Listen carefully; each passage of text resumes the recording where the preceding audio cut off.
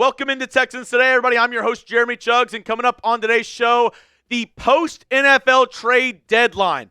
We're going to talk about the aftermath, what certain teams did, and what certain scared GMs didn't do, because I think a lot of Texans fans, I had almost 600 fans in the chat, wanting the Texans to make a move, wanting the Texans to show that, hey, we want to make something out of this season, even though we're not having the year that we thought we would. We wanted some sort of hope, and we didn't really get that. We didn't really get that today from the Houston Texans, and I mean, I think the fact that we didn't make a move is really upsetting. The fact that we didn't make a move is really upsetting because there was definitely some holes on this Texans team. And namely, on the offensive side of the football. And if you don't believe me, let's look at the chat. Everybody down below, let me know. What's your confidence level in the offense right now for the Houston Texans? Let me know. Be honest.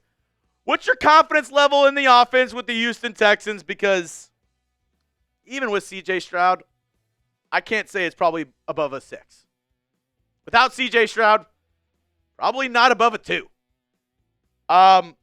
And the fact that you're still somewhat in this AFC playoff picture, the fact that you could still go out and make a move, but the Texans, they feel content with where they're at.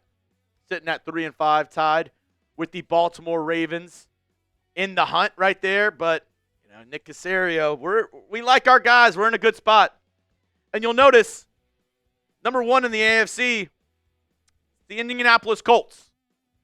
The Jags are ahead of you. They currently have the final wild card spot. And surely those teams didn't make a move, right? Surely the Jags and the Colts, they didn't make anything happen during the trade deadline, right? They, in fact, did. Let's start first with the Jacksonville Jaguars. I made a video this morning talking about this move, and more than likely, we'll see Jakobi Meyers up against the Houston Texans this Sunday. I'll be live 30 minutes before game time for this Week 10 matchup. I mean, another do-or-die game for this Texans team, but the Jags addressing one of their biggest issues in Jakobi Meyers, the receiver spot, and having one of the most sure-handed guys. Jakobi Meyers had 0 drops last year. Jakobi Meyers had 0 drops last year for the Las Vegas Raiders. The Jags, maybe one of the worst teams in the NFL in terms of their receivers dropping balls. They went out and fixed that. They fixed an issue they had, and, you know, kudos to the Jaguars for making a move.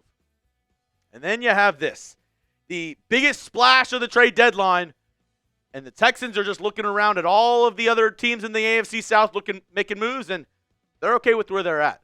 But the Colts went out and made maybe the biggest splash we've seen in the past 2 years at the trade deadline. They went all in. Jim Irsay's daughter said, all of my chips are in on the middle of the table. They traded for Sauce Gardner, 2 first-round picks, and A.D. Mitchell. Now, I will say this. I do think this is an overpay for Sauce Gardner. I've talked on the show multiple times how I think Derek Stingley is a better cornerback than Sauce Gardner. I don't think Sauce is bad, but would I have spent 2 first-round picks and a former first-round pick at wide receiver on Sauce Gardner? No, I would not have. But even as a Texans fan, you got to admire this. This took some gall. This took some guts to go out there and say, hey, we have the number 1 team in the AFC right now. We're going all in for the Super Bowl. Now, will Daniel Jones, will the clock strike midnight? Will he, will his chariot turn into a pumpkin? We'll have to see. But like I said, you at least have to tip your cap to the Indianapolis Colts that they went out and tried to make a move. They went out and tried to make something happen. Can't say the same for your Houston Texans. And it is disappointing to see both teams ahead of you in the AFC South go out and make major moves before the NFL trade deadline. And the Texans, Nick Caserio, again, the smartest guy in the room, don't do diddly squat. Now, I'm going to talk about the one move that the Texans probably should have made, and really I feel bad for one player in particular on the New York Jets. Probably should be a member of the Houston Texans if Nick Caserio was doing his job right. We'll talk about that here in just a moment. But before we do, got to give a quick shout out to our sponsors over at PrizePicks. It is America's #1 daily fantasy sports app out there. The hard-hitting football action is even better with PrizePicks. The weather might be changing, but the feeling of being right, that never gets old. So keep the season rolling on PrizePicks by getting $50 instantly in lineups when you play your first $5. Super simple to play. Just pick more or less on 2 to 6 player stat projections, and you can watch the winnings roll in. PrizePicks is the best way to get action on sports in more than 40 states, including California, Texas, Florida, and Georgia. And they put their members first. So all withdrawals are fast, safe, and secure. PrizePicks offers Venmo, Apple Pay, MasterCard, and more for quick and easy deposits into your account this football season. And I talked with one of the basketball guys we have here at Chat Sports, one of the hoop heads, who is in on college basketball. And he gave me this lineup. He concocted this one. Shout out to Nick Roloff from our Dolphins channel. He also runs our Heat channel. This is the one he put out for college basketball action later on tonight. Purdue, he's going with Braden Smith, more than 6.5 assists, and more on the Trey Kaufman-Wren points and rebounds combined at 27.5. And you're reading that right. Cameron Boozer, son of Carlos Boozer, in a prime time matchup tonight. The Duke Blue Devils, Cameron and his brother, both Boozer brothers, playing for Duke tonight up against the University of Texas, the Longhorns. That should be a good one. You can use this lineup or make your own. Just do it with our friends over at PrizePicks. Download the PrizePicks app today. Use code CLNS to get $50 in lineups after you play your first $5 lineup. That's code CLNS to get $50 in lineups after you play your first $5 lineup. PrizePicks, it is good to be right. And I was talking about feeling bad for a Jets player, and it's because absolute fire sale by the New York Jets. It started a couple days ago. Not really, this wouldn't put them in fire sale territory, right? They trade cornerback Michael Carter II for John Mechie. Shout out to John Mechie. The Eagles flipping that player in a trade. And then, I already showed you this one, but they trade their best cover corner in Sauce Gardner for 2 first-round picks. A.D. Mitchell, if that's not telling you that you're in a rebuild season, they've kicked the can. They said, we are done with the 2025 season. The New York Jets, we're out of it. This will tell you that. But they didn't stop there. They traded their best defensive lineman in Quinnen Williams to the Dallas Cowboys in exchange for a second, a first-round pick, and first-round bust from the Cowboys, Mozzie Smith. And you're looking at the Jets, you're like, okay, well, the Jets are willing to make some moves, right? The Jets, they want to make something happen. They want to make some deadline deals. That's what you'd think. And it was right there for you. Could have traded for Breece Hall. He even tweeted right after the deadline, happy for all my brothers, but man, this sucks. And I feel bad for you, Breece. I mean, imagine being on a team. Imagine playing for a team knowing you're going to lose. You go out on Sunday literally knowing we don't have a shot. Sucks. And he's one of the most talented young running backs in the NFL.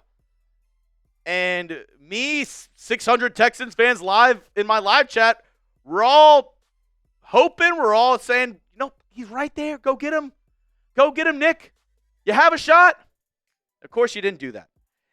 And I will say, go ahead. And I will say, this is one thing that will save Nick Caserio if this happens. We better see Joe Mixon out there in the next 2 to 3 weeks.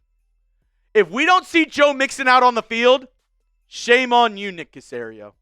Shame on you, Nick Caserio. If we don't see Joe Mixon out there because we need running back help. Hell, we probably needed offensive line help too. Didn't call about that. Trevor Penning got traded to the Chargers right before the NFL trade deadline ended. Caserio didn't decide to make a move. And when you have a defense like the Houston Texans have, who put the clamps on the Denver Broncos for almost 4 quarters, when you have a defense that is playing as lights out as this Texans defense is, allowing by far the fewest points per game in the regular season this year, it's upsetting, man. It's upsetting. And like I said, unless we see Joe Mixon out there coming soon, unless we see number 28 coming to save us, or maybe we figure out the left guard spot with Juice Scruggs and Laken Tomlinson, for the love of God, can we stop just cycling those guys in and out? Big L for Nick Caserio. And, you know, maybe we set our expectations too high for this Texans team. Rookie quarterback, rookie head coach, they made the playoffs. They made the playoffs again the following year, and they won a playoff game in each of those years as well. Maybe we've set the bar too high for this team, but I, for one, am really disappointed in how this front office has gone about it. Before the season started, there was an event with the Houston Texans season ticket holders. I believe it was called the State of the Texans. And Caserio laughed in our faces when we said the offensive line was still a problem. Me, you, every single sane Texans fan out there who was like, I don't see it. I don't see how the offensive line is really coming together. He laughed in your faces. And he said, we don't have a problem. Well, Houston, we have a problem. His name might be Nick Caserio. That's all I have for you on today's show, folks. Make sure you tune in. Texans versus Jags Sunday, noon kickoff. I will be live 30 minutes before then. Make sure you hit that notification bell and turn on your subscription to Texans Today, the number one Texans channel here on YouTube, for good reason, because we have the number one fan base here on YouTube, and we got the best community of Texans fans out there. So what's stopping you? You made it to the end of today's video. Hit that subscribe button and make sure you stay tuned for the latest Texans news and rumors.